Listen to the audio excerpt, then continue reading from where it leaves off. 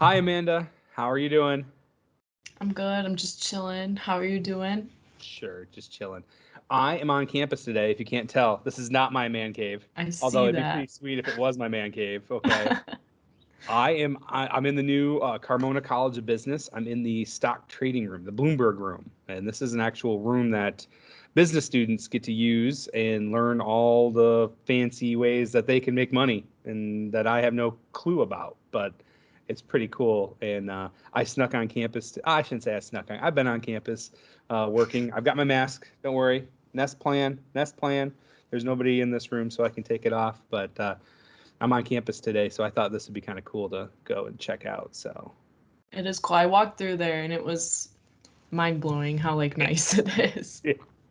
so today we have to talk. We are introducing. This is the first episode in a six-part series on how-tos. We know that, especially high school seniors right now, with the pandemic and everything that's going on, that researching, figuring out where they're going to go to school next year is just, for some of them it's not even top of mind, and for a lot of you it's okay, where do I even begin? So this is a six-part series we're starting today, and we're going to go through all the how to's. By the end of this series, the goal is that we have taught we have taught students basically where to begin, how to start the college search process, and then the steps all the way to actually enrolling. So I'm excited because I think this is going to be really helpful. We've got a lot of questions in the past about it, and I think students can get going, and really for them it'll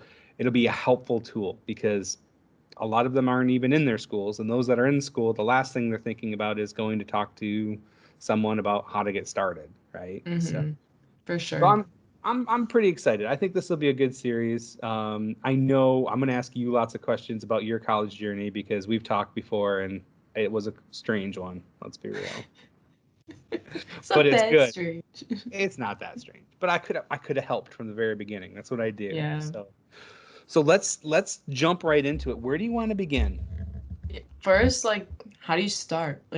Where is the starting point? I'm sure That everybody wants to know.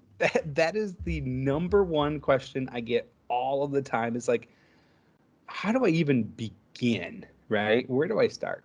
Well, I got to tell you, for students who are out there who are just beginning, don't even know where to start, the first thing that you need to do is you need to take a self inventory of what's really, really important to you, right? Everybody is different. And I'm really careful about this. And I warn against this over and over again. It's like the stock market right behind us. Uh, Everybody wants to go and make money, but it's not easy to do. So everybody will have an opinion about your college search, but their opinion doesn't matter. My opinion doesn't matter for you as a student, right? What matters is what's important to you and what do you want to get out of your college experience. That could be things like programs, location, all those different things that go into that college experience. But to start, you don't want to walk up to someone like me, a paid spokesperson, right? And just ask them what they think is important, because I'm going to tell you the important things are what's important to me and what makes my school look the best. So Mm-hmm. to start, it's really good to take a pros and cons list of what you want to get out of school and be honest with yourself. Okay, some students will say, "Yeah, I really want to move away. Right? I want the big city experience." Well, that might be a dream, but honestly, when you get down to it, a big city might be a place you want to visit, but not a place you want to live. Um, or I want to go to school with my friends. That's the most common one I get. Yeah, yeah. See, I get that all the time. Like, oh, my boyfriend or my girlfriend, they go to this school, and what's most important to me is I'm around people I know. Well, as you and I have talked in the past, you get to meet a lot of people in college too. Oh, yeah. So Yeah.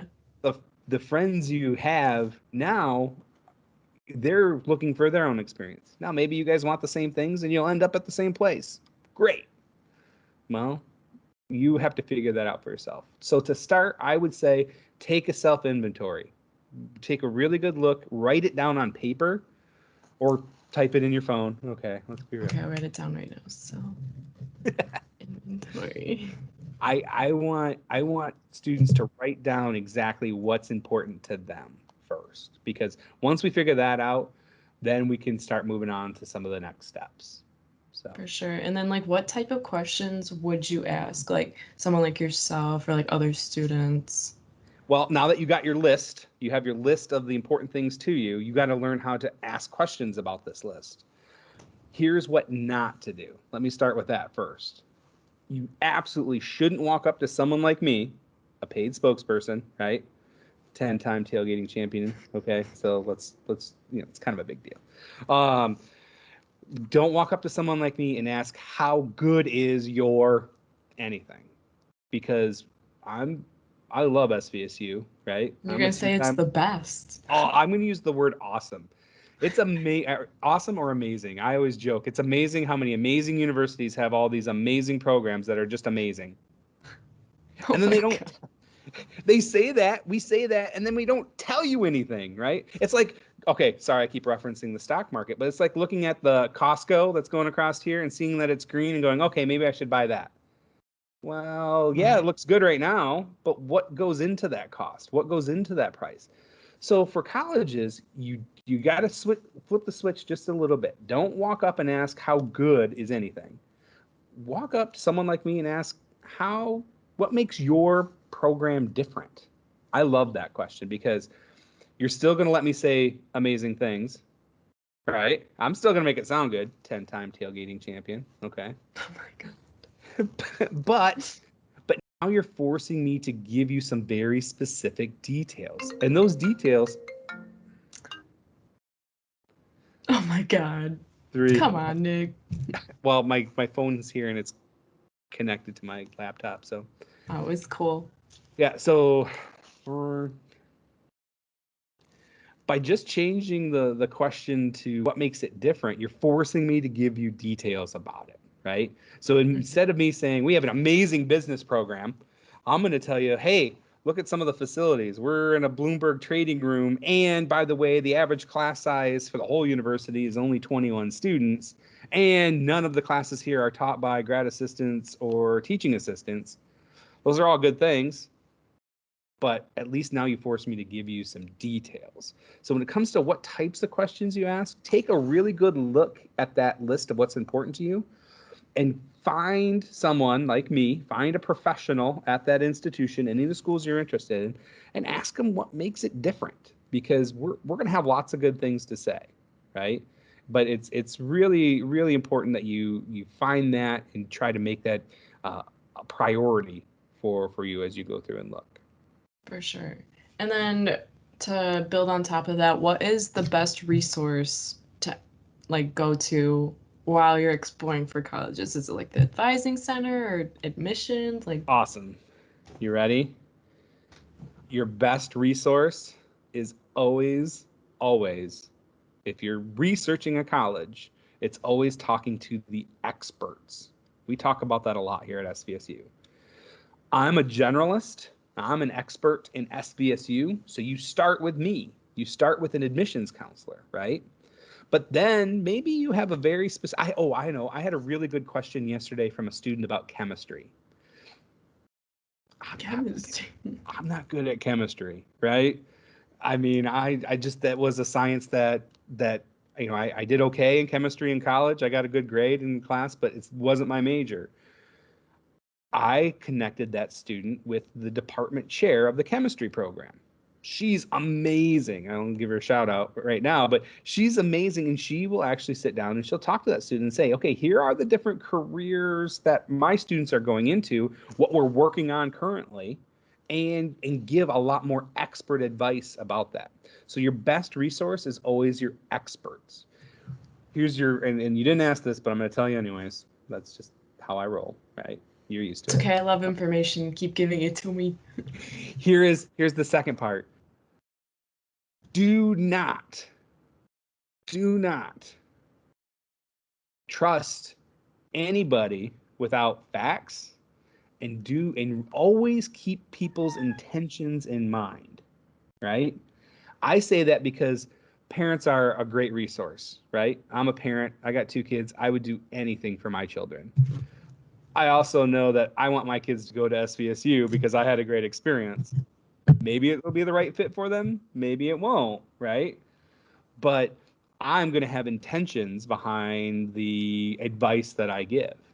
Maybe, and I'm talking to you students out there, maybe your parents or your friends, oh, maybe your cat, there's your cat, right? Maybe they have really good intentions. They want what's best for you, but for them, they're going to have a very biased opinion. Maybe they want you to go to school at a certain place. Maybe, if it's a boyfriend or girlfriend, they don't want you to leave, right? Whatever it might be, they mean well, and I'm not saying that their advice can't be used, but just always keep people's intentions in mind. What is their motivation? I always ask myself that when I talk to students is, what is your motivation? What are you trying to get out of this? My motivation, I get to help students go from high school to college as efficiently and effectively as possible. I get to help people. That's why it's a great fit for me at SVSU. But other people, they might be, other admissions reps might just simply be salespeople. And their job, their motivation is they got to get 50 students in their queue by the end of the year, right? Well, they're going to do anything possible to get you to go to school there. It might be the right fit and it might fit out, or they might just be filling their quota and you might have to transfer after a year, right? So always ask yourself, what's the motivation when you're talking about your resources? I think once you do those things, you're off to a good start, and we're ready to go on to the next step. We're going to talk about the next step in the next episode. Hint, hint. We're gonna talk a little bit about visiting and applying and some of those next steps that happen. So, but I think that gives us a good start for today. What do you think? I think so too. I think there was a lot of information there, and but like not too much. You know what I All right. mean? I don't want to overload you like this behind the screen. I still don't know what these numbers mean. I just know green means good and red means bad. That's it. Me too. That's what I know about business. Awesome. All right. So we got to end every episode like we always end. And I'm sorry, I'm going to do this. I'm not even going to let you ask. I'm going to ask the irreverent question of the day. And if you're just joining us, if this is your first episode on the podcast, we end every episode with an irreverent question. I don't ever ask the cat, so I won't ask your cat, okay, what it is. He's nice. But I'm going to go back because I learned something this week, and I'm a little late to the game, but we've had this running joke because the very first irreverent question we ever had, you made me go and watch Tiger King back 6 months ago. And now Carol Baskin, your alter ego, is on Oh my Dancing god, with the Stars.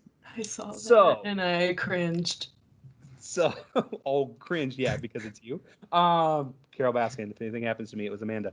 Um, so here's my irreverent question of the day. What is your? It doesn't have to be a Netflix. What is your guilty pleasure TV show that you're watching right now? And I'll tell you mine. But what is your guilty pleasure TV show? And if you say Dancing with the Stars, then I know you're a Carol Oh Baskin. no. Oh no. No. Um right now I would say it is Jeopardy for sure. Like I just can't get enough of Jeopardy, Alex Trebek. Like that is just it is just such a brilliant show. I applied to be on it like a month ago too. So I Nice. have a year waiting list to see if I get in. So probably won't, All but right. it's worth a Well, try. hey, you never know. If you do, I want a shout out in one of the answers. Oh, for Okay. sure. Definitely. All right. Well, that kind of goes along with mine because my son is obsessed and he wants me to apply. We love Holy Moly. You've seen Holy Moly on ABC?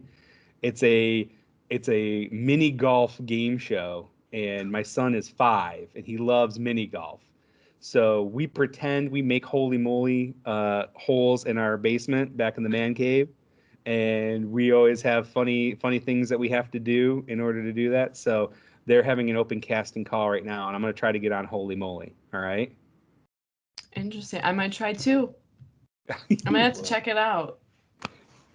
Awesome. If Well, there's all like a right. I can giant see prize at the end for sure. I'm getting some red numbers up here. Oh, here comes some green. I was worried that the stock market was crashing while we're talking. So I'm going to get going and get running here. I want you to take care of yourself and wash your hands, okay? Yep, you too. All right. I'll talk to you soon. Okay, see ya.